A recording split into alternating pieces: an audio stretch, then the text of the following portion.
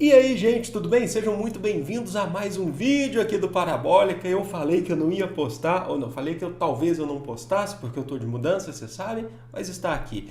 Hoje é quarta-feira, não é dia de História do Brasil, mas estou repondo a aula que não teve ontem de História do Brasil sobre o 13º presidente da História do Brasil, Washington Luiz. Então já se inscreve no canal se ainda não for inscrito e curte esse vídeo porque você vai me ajudar. Você vai ajudar o canal Parabólica a crescer. Quem sabe aí no primeiro semestre do ano que vem a gente chega aí nos 400 mil inscritos, né? Já passamos aí dos 300 mil, não é? Então vamos falar aqui do Washington Luiz. Ah, tem vídeo de tudo aqui, da história do Brasil, história geral, um monte de coisa. Vamos falar do Washington Luiz aqui, gente. Como eu falei para vocês, ele foi o 13º presidente da história do Brasil, ó, o 13º, e foi o último da República Velha, da República Oligárquica ou da política do café com leite também, porque ele vai ser o cara que vai sofrer o golpe aí do Getúlio Vargas, né?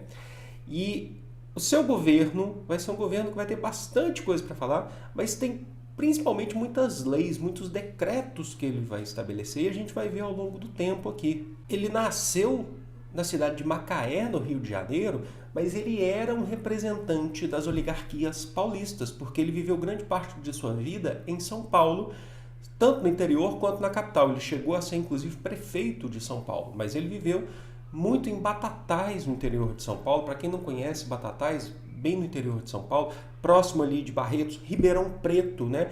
É a região dos grandes barões do café naquele período. E o Washington Luiz, ele chegou a ser senador por São Paulo, deputado federal também. Então ele representava as oligarquias paulistas, principalmente, apesar de ter nascido no Rio de Janeiro, certo? A sua eleição foi, de certa forma, tranquila na questão em relação ao processo eleitoral, porque ele conseguiu uma vitória que foi a maior vitória, a larga vantagem da República Velha, que ele conseguiu aí mais de 600 mil votos. O segundo colocado foi o general Joaquim Francisco de Assis Brasil, que teve um pouquinho mais de 1000 votos. Ele representava o estado do Rio Grande do Sul. Como a gente já sabe, o Rio Grande do Sul está tentando fazer um levante aí contra São Paulo. Isso vai se consolidar com Getúlio Vargas, né? Então ele teve uma eleição relativamente tranquila, porém as coisas já estavam abaladas em relação a Minas Gerais. Minas Gerais, por exemplo, não queria Washington Luiz como candidato, queria que fosse outro candidato. Mas Minas Gerais conseguiu colocar pelo menos ali o vice nessa chapa para a presidência do Brasil. Vamos fazer aquela divisão, fazer por partes aqui, para entender bem o governo dele. Vamos falar então primeiro aí do plano político, todas as coisas que são relacionadas ao plano político dentro do governo do Washington Luiz. O governo do Washington Luiz herdou uma crise que estava acontecendo dos governos anteriores, que veio lá do presidente anterior, o Arthur Bernardes, que a gente viu bem, greves operárias, estava acontecendo, por exemplo, a Coluna Prestes, né, um movimento tenentista que estava rodando o Brasil em busca de apoio contra as oligarquias. O governo Washington Luiz prometeu anistia política, de fato, a todos aqueles que foram condenados por essas manifestações, esses movimentos, os operários. Vocês lembram, inclusive, que o Arthur Bernardes, ele decretou estado de sítio. O Washington Luiz, ele não renovou o estado de sítio, ele acabou, né, ele preferiu acabar com o estado de sítio no Brasil. E o outro presidente, o Arthur Bernardes, tinha exilado, né, deportado manifestantes anarquistas, italianos, espanhóis. O Washington Luiz falou que não ia fazer isso. O Washington Luiz falou que ia conceder anistia aos prestistas, né, aos tenentistas que estavam rodando no Brasil, aos líderes operários das greves aqui no Brasil. Só que ele não fez isso, tá? Isso aí foi uma promessa, inclusive foi uma promessa de campanha dele, tá? Mas ele não fez isso. E foi até pior. Por quê? Porque ele criou uma lei aqui no Brasil chamada de Lei Celerada, que definia censura à imprensa. Quer dizer, a censura à imprensa não é a primeira vez que a gente está tendo a censura à imprensa. A censura à imprensa existe desde a imprensa régia, né, quando você tinha que ter um órgão oficial só de governo de imprensa, lá no período joanino, tá? Então não é a primeira vez e também não foi a última, que a gente sabe muito bem disso. Mas ele definiu também a proibição de reuniões públicas que significa? As pessoas não podem se reunir publicamente, porque isso pode gerar manifestação, isso pode gerar uma instabilidade para o governo, então você não pode se reunir publicamente, tá? Reunir enquanto manifesto, tá? Enquanto movimento, tá bom? E também colocou na ilegalidade o Partido Comunista Brasileiro, que a gente falou que surgiu lá em 1922 aqui no Brasil. Ele colocou na ilegalidade o Partido Comunista Brasileiro. Tinha saído da ilegalidade quando você tinha acabado o estado de sítio, mas ele retornou, né, para a ilegalidade porque ele viu o Partido Comunista Brasileiro como uma ameaça ao seu governo. Então ele vai ser bem duro com a oposição. Ainda no plano político, no ano de 1927, Washington Luiz vai estabelecer o Conselho de Defesa Nacional. E o que é isso? É um órgão chefiado pelo presidente da República e os seus ministros, principalmente militares. O Conselho de Defesa Nacional existe até hoje. O presidente em exercício, o presidente da atualidade, é o chefe do órgão da Defesa Nacional. E qual que é o objetivo?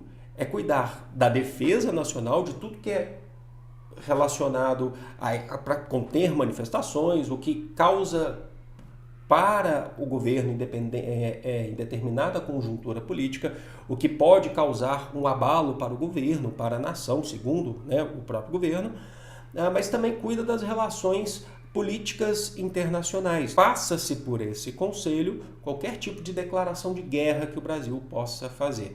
Então ele vai fazer investigações aqui no Brasil, ele é considerado aí o início dos órgãos de inteligência para poder acabar com o que eles vão chamar de movimentos que podem dar uma conturbação política no Brasil, mas também fazer avaliações conjunturais internacionais, aí promover, inclusive, aí, passar por um conselho para promover, inclusive, uma declaração de guerra internacional e acordos militares internacionais também. Durante o governo do Washington Luiz, foi construída a rodovia Rio-Petrópolis, olha que interessante, foi dentro do governo do Washington Luiz, significa que é bem significativa, e também a estrada Rio-São Paulo.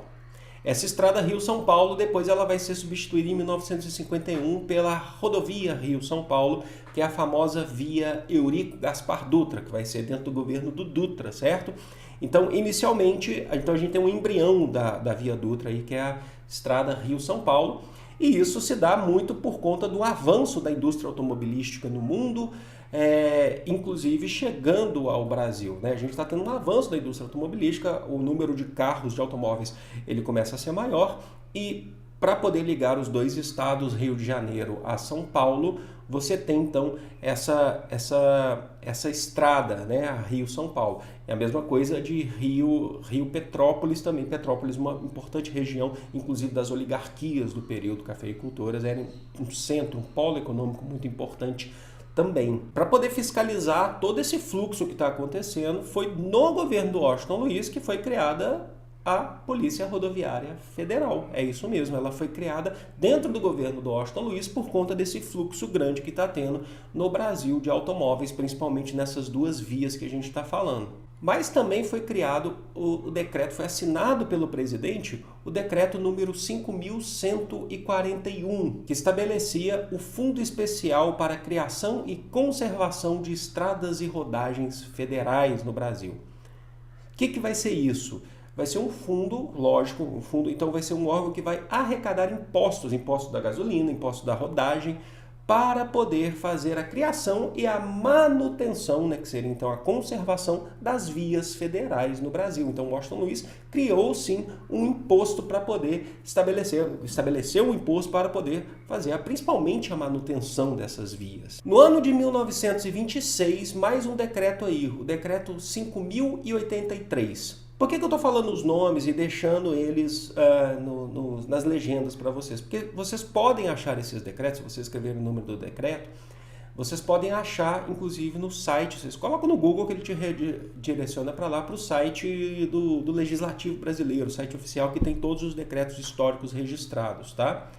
Esse, especificamente, foi um decreto para cuidar principalmente dos menores, principalmente para cuidar dos menores no Brasil, as crianças no Brasil, que vai adotar medidas de proteção relacionadas à guarda, tutela, vigilância educação, saúde, ainda é muito pouco, até hoje, né, muito pouco, ainda é muito pequeno, mas foi ali que se iniciou todo esse processo de responsabilidade para com os menores no Brasil, tá? Então o governo do Washington Luiz tem bastante decreto aí que ele assinou, vocês vão percebendo, e esse não foi o último não. Mas vamos partir para o plano econômico, né, que a gente falou de medidas mais políticas. Em 1927 foi assinado mais um decreto agora relacionado à economia, que é o decreto número 5.108.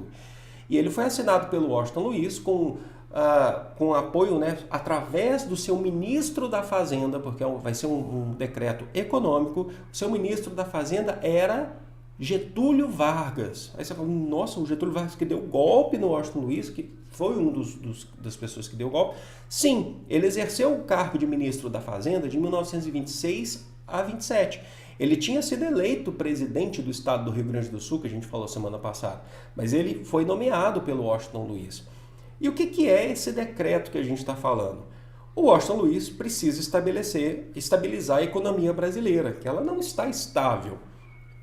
Então ele procura criar uma nova moeda. A moeda do Brasil eram os contos de réis, né? Eram réis, né, que a gente chamava, né? E aí ele queria criar o Cruzeiro, que a gente fala, foi o Vargas que criou o Cruzeiro. Pois é, mas dentro do governo do Washington Luiz. A moeda Cruzeiro, que durou até os anos 80, inclusive. E para fazer isso, ele ia modificar o lastro. O lastro tinha deixado de ser o ouro há um tempo. E ele estabeleceu que o lastro voltaria a ser o padrão ouro, quantidade. A gente falou disso aqui, inclusive, sobre a política do encilhamento do Rui Barbosa. Vocês lembram do governo do Deodoro da Fonseca? O ouro, a quantidade de moeda que circula nas ruas, tem a ver com o que a gente tem guardado de ouro, né? O tesouro brasileiro, né? Então, ele estava tentando voltar a ser esse lastro para dar valor a uma nova moeda, o Cruzeiro. Só que tem um problema, o Brasil não tem ouro. O Brasil não tem esse fundo de ouro para poder dar valor a essa nova moeda, o Cruzeiro. Então, o que o Brasil vai fazer? O governo do Washington Luiz, através aí do ministro da Fazenda, o Getúlio Vargas, ele vai fazer 2 empréstimos importantes aí para o Brasil. Olha só, pegando mais empréstimo para poder comprar ouro, para poder dar valor à moeda. Um empréstimo, o primeiro empréstimo, vai ser com a Inglaterra.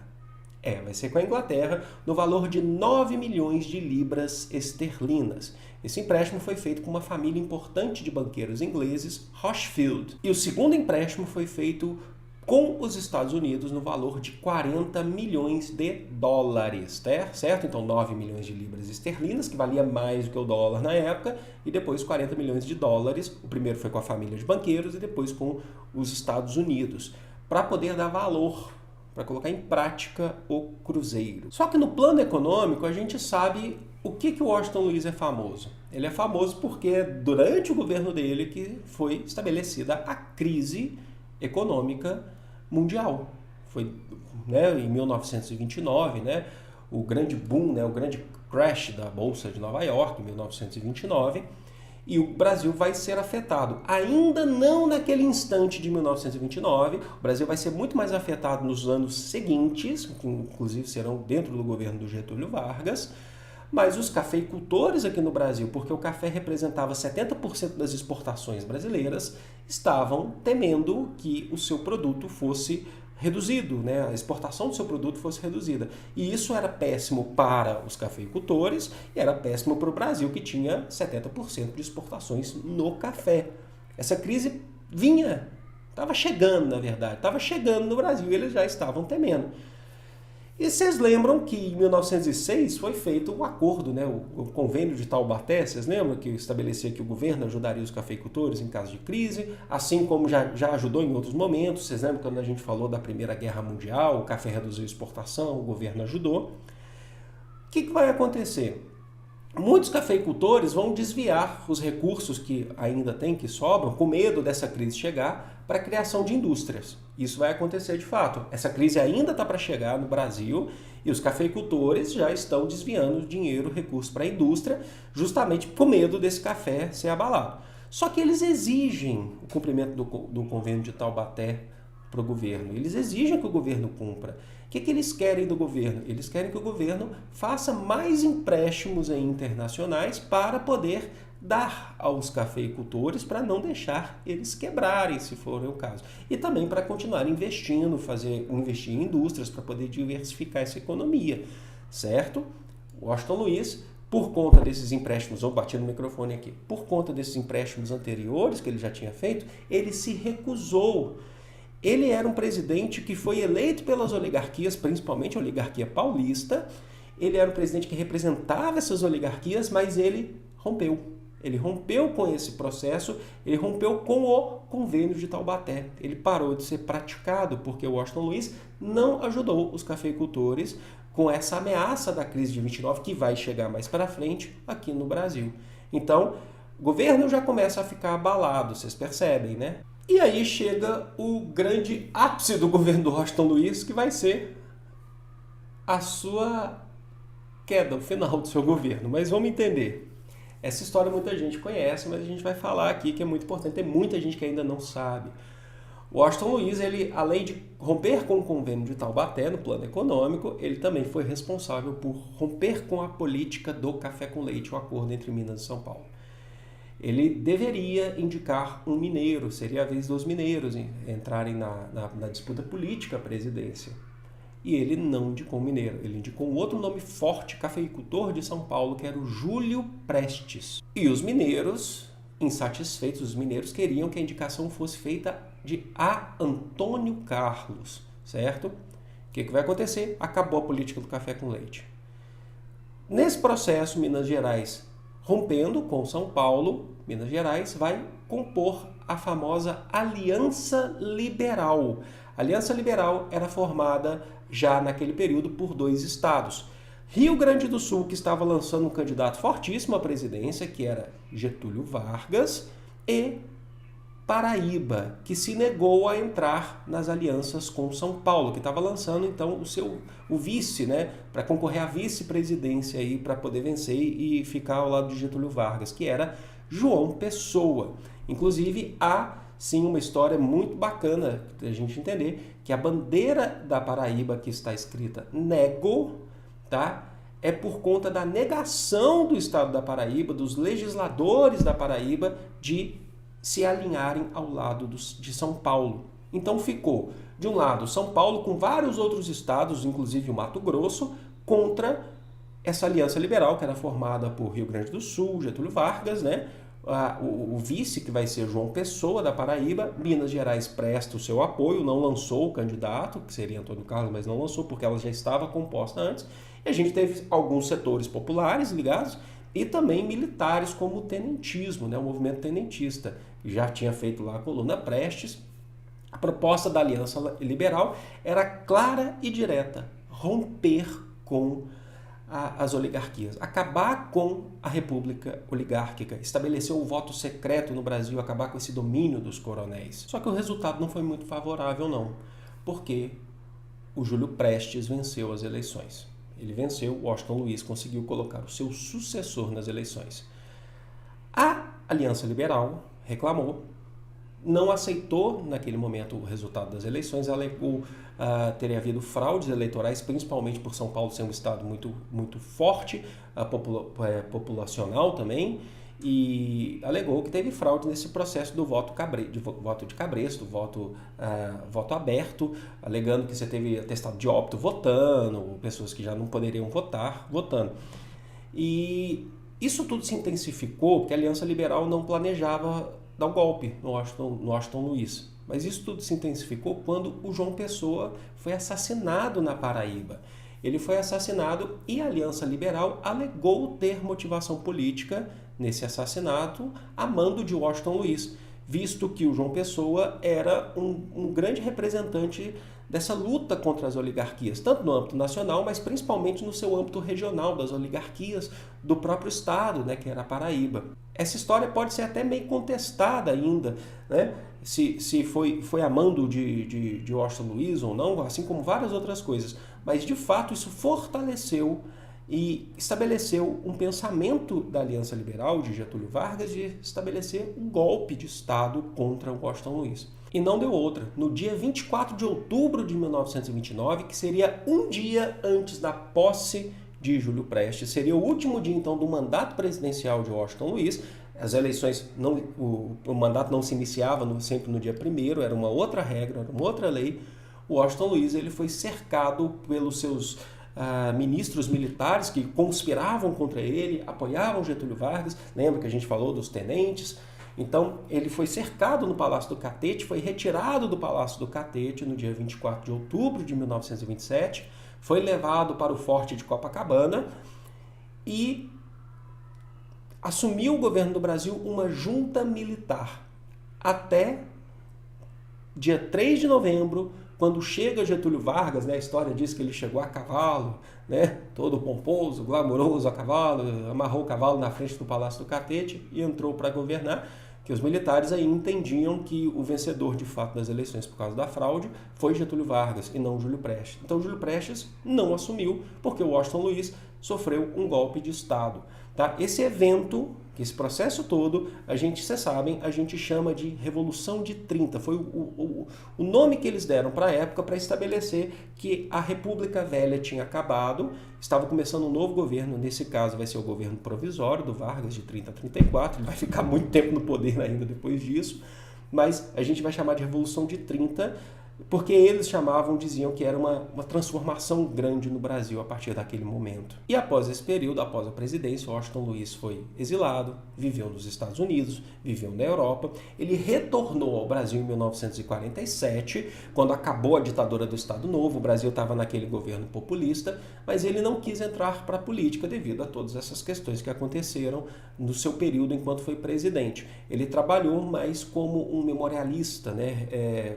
Com a questão de preservação da memória, inclusive recolhendo relatos e documentos, inclusive de Rui Barbosa, que foi uma figura importante. Então ele é considerado um cara que se preocupava com a história do país, da construção da história, e faleceu em 1957, certo? Então ele faleceu em 57.